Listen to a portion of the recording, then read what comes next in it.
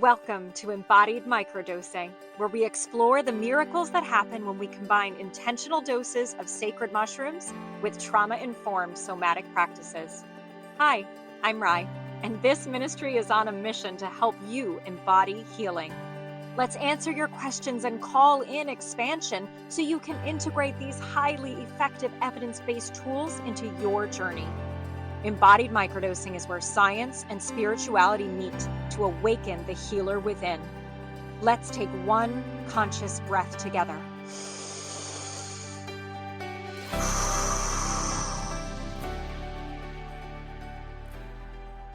And begin. Welcome back, friends, to the Embodied Microdosing podcast. I'm so glad you're here.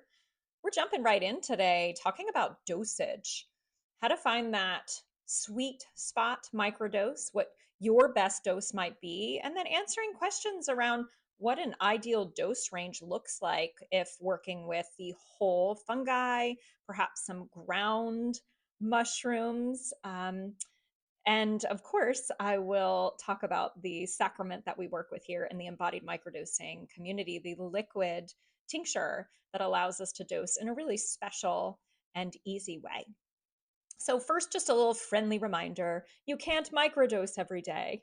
You can't. Psychedelics are self-correcting in that they don't allow you to abuse them, basically. So if you think you found, the magic pill, the golden solution, and you're like, oh, heck no, I'm not going a day without this support now that I've discovered I can feel more myself. And it won't take very long, maybe about 2 weeks, for you to develop a tolerance and not be able to perceive the dose at all. You really do need to give those neurotransmitters, that serotonin, H2A receptor, you need to give it a break so that you can continue to perceive the dose. And what's beautiful about this too is that, you really want to be in the contrast of life, right? This isn't about finding a magic pill that is just going to take your problems away. It is really helpful on the healing journey in the process of exploring who you are and who you are not, and what works and what doesn't, to have contrast, to have a microdosing day and then to have a non-dose day, not to torture you, but to remind you of what still needs your attention and your intention. So we'll talk about microdosing schedules more in a couple episodes from now. I don't want to get too deep into protocols and schedules because I really do think it's important to address dosage as early on as possible. That ideal dose that everybody's looking for. Well, how much do I take? Like my TikTok messages, my DMs, just tell me the dose, right? Just give me the magic formula that you're withholding from me, lady on the interwebs. And I'm here to burst the bubble and tell you there is no ideal dose.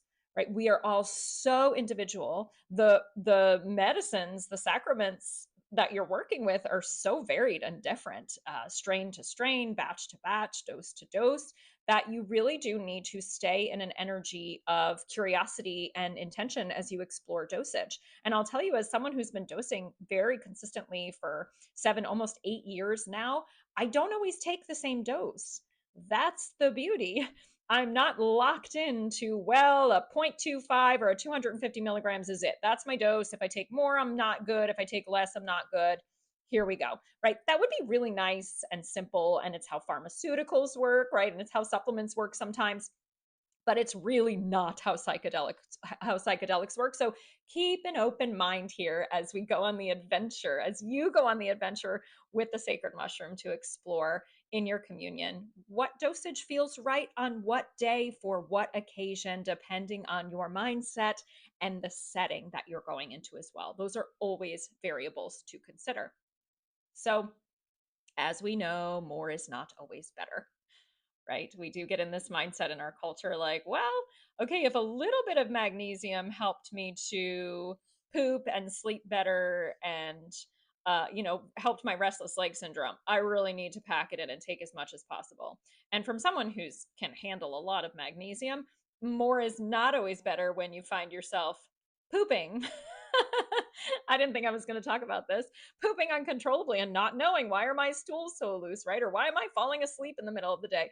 That's too much magnesium, right? So apply this to psilocybin, although I will have one caveat that I will share in here about more about dosage. But Too much psilocybin in your day to day as a microdose, we're not talking about using it and taking a whole day off of work. We're talking about integrating it into your day. It can feel heavy in the body. If you've ever taken a macrodose, you know that like heavy arms and legs kind of feeling like, oh gosh, I got to get up and go pee. And like, whoo, that's going to be a whole adventure, right? Because there's this density and awareness of that energy in the body. Not for everyone necessarily. I've seen people journey and move their arms and legs and feel very light and be able to move around a little bit more, but there can be a heaviness to sacred mushrooms. It can also draw up a slew of emotions. This is one of the reasons people stop microdosing or back up on their dosage or ease up on the frequency of how many days a week they're taking it. If you have a backlog of suppressed anger and grief and insert emotion you are gifted at suppressing here, you might feel that backlog moving. And more of a dose may produce more of an opening, right? Also, some people find that more sends them down for a nap. It makes them sleepy. So we just really want to be attuned to where your sweet spot is. Just the right amount can feel light. It can be add a little sparkle to the day.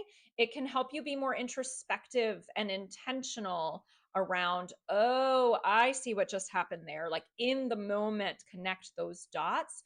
And many times, just the right amount is going to move just a little bit of energy that needs to be moved, whether that looks like a couple of yawns and some shoulder rolls and neck rolls, and knowing that, oh, I'm aware that I probably need to take a walk kind of energy, or allowing some of that anger that you're feeling at earlier today. After I microdosed, I felt filled with rage, and the word rage probably sounds big or scary to some of you, but for me it's just a tension of energy that starts to rise in my chest and in my jaw, and was accompanied by thoughts of anger about how toxic this world is and how much money and time and energy we need to spend to be well, right? That it's, we have this birthright of being well, but it's not accessible. It's your alternative, right? If you are going against the toxic mainstream. And so I felt that energy rise after a microdose, and I held space for it.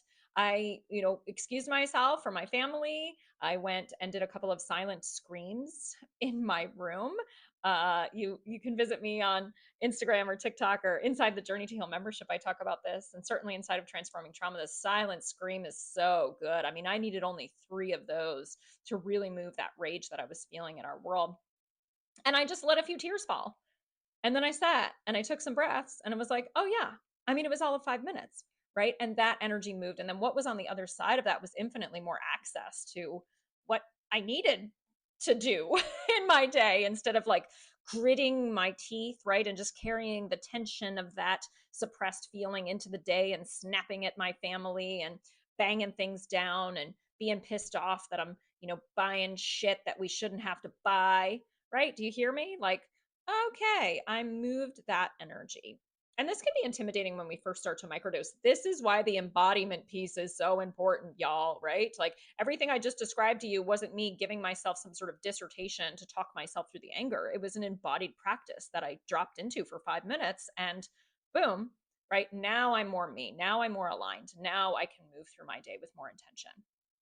So while everyone's experience is going to be a little bit different, generally speaking, the microdose should allow you greater access to connection with yourself, connection with God, connection with others, right? That doesn't always mean sparkle.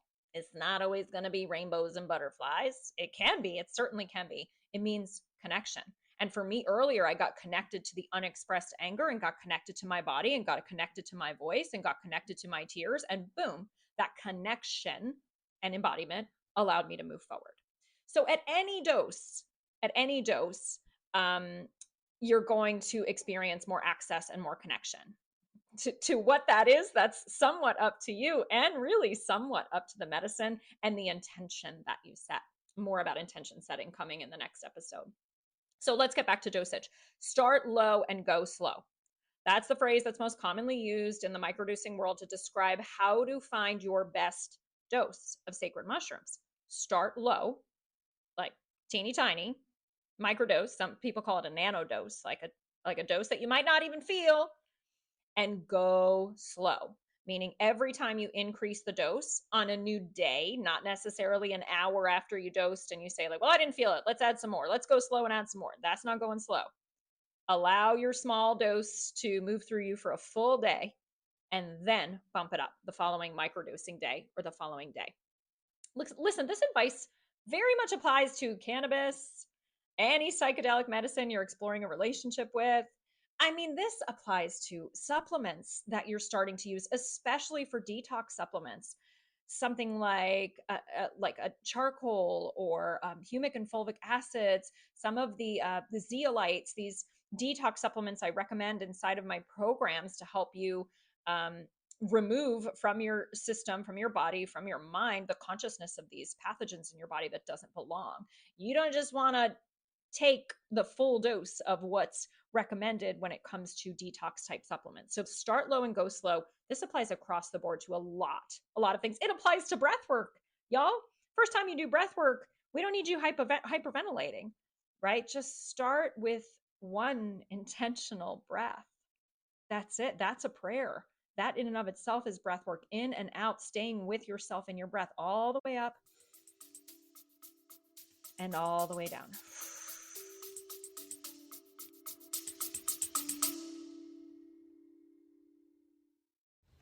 If you're feeling the call to microdose but unsure about where to start or to source, the Embodied Microdosing Sacrament Shop is a safe and sacred space for you to explore.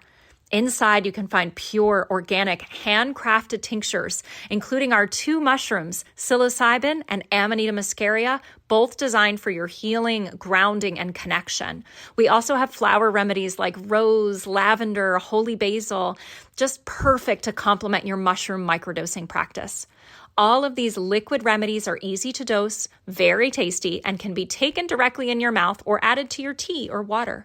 If you're curious about how they feel, you can read some of the testimonials inside the shop for inspiration. You can explore all of the offerings at embodiedmicrodosing.com/shop. These are sacred remedies for spiritual self-healers. That's embodiedmicrodosing.com/shop.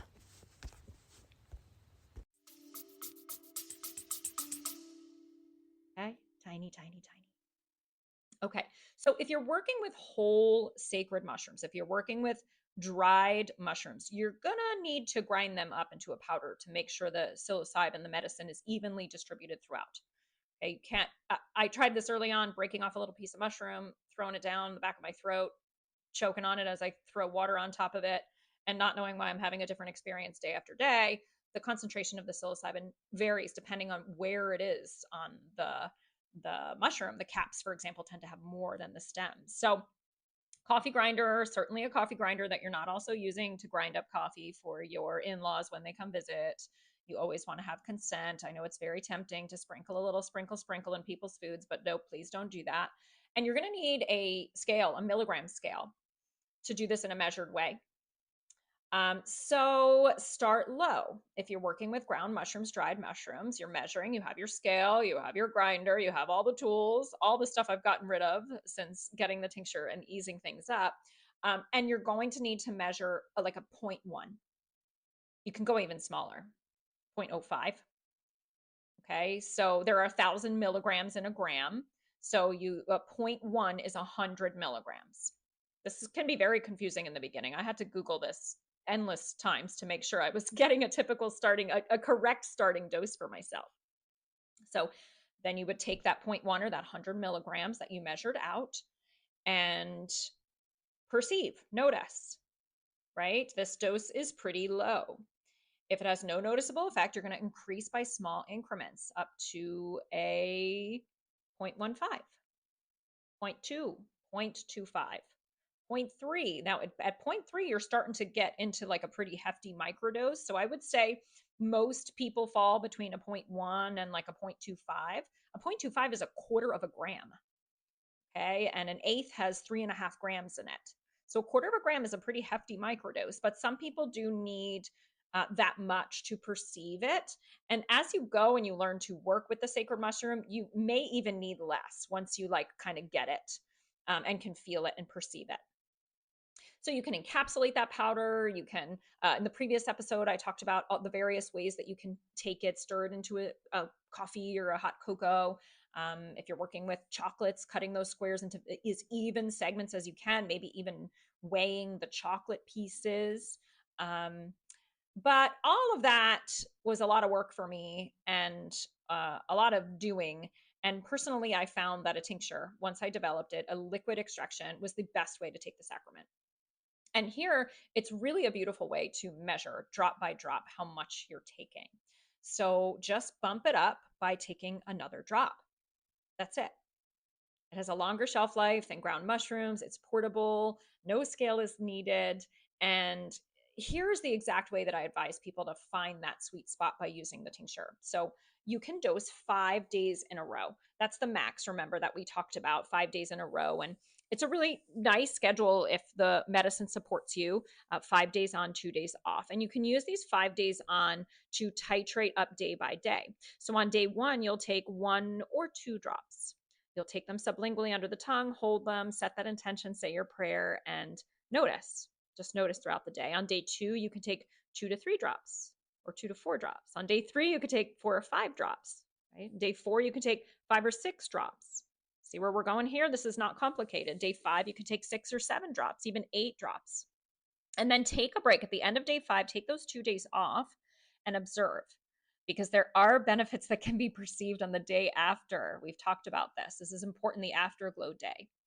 Then when you start back up again on a new 5-day cycle after your 2 days off, you're going to pick up right where you left off. If you left off at 7 drops, bump up to 8 or 9. Okay. And you're just going to observe. Keep going with those 5 days in a row. The reason I like doing 5 days in a row is that you're kind of loading the medicine into your system. I consider it a loading dose, especially if you've never taken it ever before.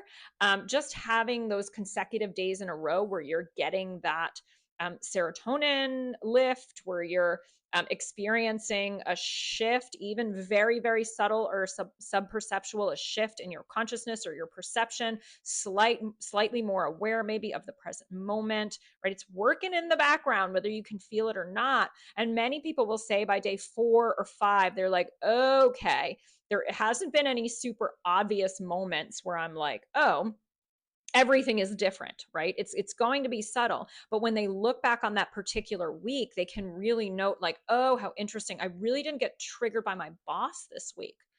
Didn't realize that as it wasn't happening, right? But realizing it now as I reflect. Or, oh, it was a really interesting week. I didn't feel any of that typical OCD type tendency to drive back home and check things. Perhaps some examples I've heard from the community, or maybe people just feel like, I don't know, I can't quite put my finger on it. These are my favorite, but something has shifted and I'm here for it. Okay. So try not to be too obsessive about the observing part. Definitely get some people who get a little hyper fixated on the like, is it working? Is it working? Is it working every hour and messaging me, it's not working, right? And panicking. That's counterintuitive to how this works. And what you may be being called to notice is that tendency, how unhelpful that hyperfixation tendency can be and is in your healing journey. Forget you took it for a minute. Go for a walk, do something else, write in your journal. So I know I said earlier, more is not better. And that's typically the case. And I do want to say that there is this phenomenon with microdosing in these very small dosages where a little bit of something, a little bit can actually produce some feelings of anxiety, for lack of a better word, and more passing through this sort of breakthrough point, and more can break through that. So I discovered this with 2 different women in the community who were experiencing intense activation with 1 drop of the tincture, which is really quite a subtle dose. And I did a little research, and Paul Austin, he's the founder of The Third Wave. This is a really wonderful resource for microdosers and macrodosers of all types of medicines that one can commune with. He has an incredible body of information on the internet. And he acknowledges this in his book and in a blog post where he discusses how psilocybin specifically has the potential for anxiety when the dose is too small. And so he suggests that you continue to increase the dose to see if it actually decreases the anxiety. He highlights that the relationship between the dose size and the experience is nuanced, right? And we've discovered that and talked about in here. And taking too small a dose can sometimes lead to increased discomfort. I thought this was so fascinating. This personally doesn't occur with me. I tend to have more activation and discomfort the higher the dose, but I did find this to be true for a very small percentage of the population. So it's this kind of off or disconnected feeling that may be happening with underdosing, as he calls it. And just that slightly compromised feeling can trigger some anxiety, as in like, I don't know what's happening right now, right? And might leave the mind in a sort of unsettled state without enough of the grounding effects that are typically associated with like a heftier microdose.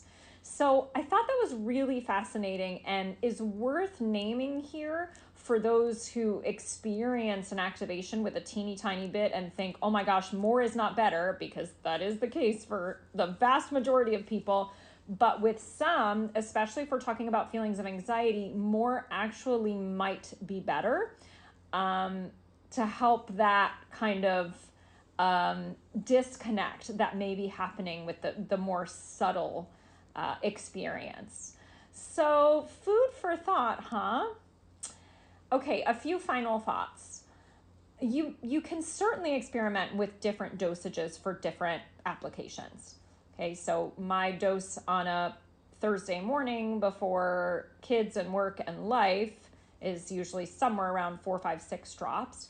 And my dose on a Sunday afternoon when I'm dropping in one-on-one with one of my teachers and having a journey might look more like 12, 13, 14 drops, and also include a small amount of cannabis to even enhance that dose.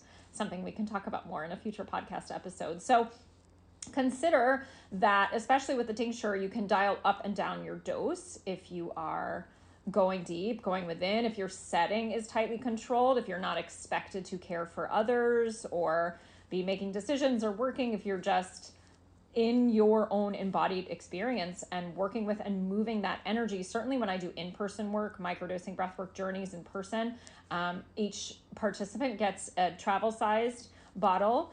You can see those in the sacrament shop. Those have 50 drops, 50. And there are many people who choose to take the entire bottle before the in-person 2-hour journey experience and have incredible experiences that are not intensely psychedelic in nature, but do really connect them. There's that key word again, connection. Connect them to the spiritual realm, their body, the energy that's moving, and give them greater access to emotions, memories, new realizations, ahas, and the healing that happens when we go in that sacred space with a guide. Final thoughts, you really do want to notice and track, especially at the beginning of your microdosing experience when you're trying to perceive the dose and the way that it's supporting you. Make notes in a journal or in the notes app in your phone or audio notes, however you like to make notes. I just make them in my planner so I know what happened on what day. And this will give you the opportunity to look back and to reflect in that way. And if you're still tinkering with dosage and feeling like you can't quite find the right dose for you, I would suggest changing your intention, allowing your microdosing intention to be, show me the right dose for me, show me my sweet spot, show me what it feels like to be in the sacred communion zone with the mushroom throughout my day. And let the intention really direct and guide the experience of searching for and finding your ideal dose on any given day knowing that, of course, like anything in this healing journey, it can absolutely change and grow and morph and come back again right to where you started. Thank you for being with me for this episode. Please take a minute to click all the buttons and like and subscribe and leave a review if you're feeling especially generous. I would be so grateful. I really want the word to get out about this podcast, about the embodied microdosing movement, and to reach as many people as possible. So go ahead and send the episode or the podcast to someone you love who might be interested. And thank you from the bottom of my heart for being here, for being on this journey, for doing this brave healing work. And I hope that your upcoming microdosing days give you plenty to work with, to reflect on, and to integrate as you continue to heal. Mwah.